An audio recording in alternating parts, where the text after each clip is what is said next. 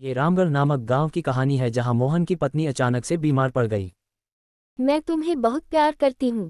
तुम्हें छोड़कर नहीं जाना चाहती। मैं नहीं चाहती कि मेरे जाने के बाद तुम मुझे भुला दो और किसी दूसरी औरत से शादी करो। वादा करो कि मेरे मरने के बाद तुम किसी और से प्रेम नहीं करोगे, वरना मेरी आत्मा तुम्हें चैन से जीने नहीं देगी। पत्नी का भूत और इतना कहकर वो चल बसी। उसके जाने के कुछ महीनों तक उस आदमी ने किसी दूसरी औरत की तरफ देखा तक नहीं, पर एक दिन उसकी मुलाकात एक ऐसी लड़की से हुई जिसे वह चाहने लगा। बात बढ़ते बढ़ते शादी तक आ गई और उनकी शादी हो गई। शादी के ठीक बाद आदमी को लगा कि कोई उससे कुछ कह रहा है। मुड़कर देखा तो वो उसकी पहली पत्नी की आत्मा थी। आत्मा बोली, तुमने अपना वादा तोड़ा है। अब मैं हर रोज तुम्हें परेशान करने आऊंगी।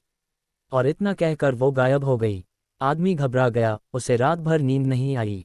अगले दिन भी रात को उसे वही आवाज़ सुनाई दी। मैं तुम्हें चैन से नहीं जीने दूंगी। मैं जानती हूँ कि आज तुमने अपनी नई पत्नी से क्या क्या बातें की और उस आदमी डर कर कांपने लगा। अगले दिन वह शहर से बहुत दूर एक जैन मास्टर के पास गया और सारी बात बता दी।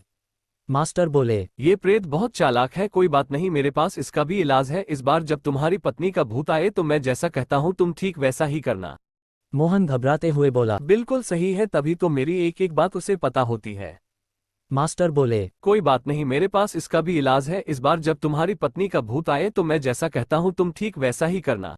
उस रात जब आत्मा वापस आई तो आदमी बोला, तुम इतनी चालाक हो, मैं तुमसे कुछ भी नहीं छिपा सकता।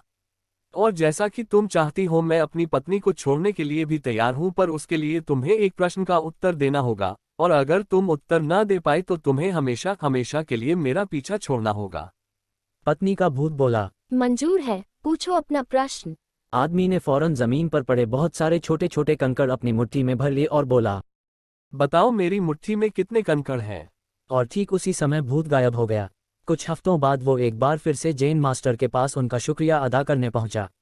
उस भूत से मेरा पीछा छुड़ाने के लिए मैं जीवन भर आपका आभारी रहूंगा, पर मैं ये नहीं समझ पाया कि आखिर उस प्रश्न में ऐसा क्या था कि एक झटके में ही भूत गायब हो गया। मास्टर बोले, बेटा, दरअसल कोई भूत था ही नहीं। मोहन घबराते हुए बोला, मतलब? हाँ, कोई भूत था ही नहीं। दरअसल दूसरी शादी करने की वजह से तुम्हें एक अपराधबोध महसूस हो रहा था और उसी वजह से तुम्हारा दिमाग एक भ्रम की स्थिति पैदा कर तुम्हें भूत का अनुभव करा रहा था, मास्टर ने समझाया। आदमी ने पूछा, पर ऐसा था तो वो मेरी हर एक बात कैसे जान जाता था? मास्टर मुस्कुराए, क्योंकि वो तुम्हारा बनाया हुआ ही भूत था, इसलिए जो कुछ तुम जानते थे वही वो भी जानता था।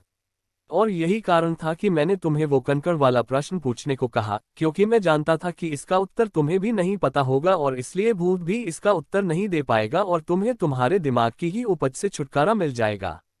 आदमी अब पूरी बात समझ चुका था। उसने एक बार फिर मास्टर को धन्यवाद किया और अपने घर लौट गया।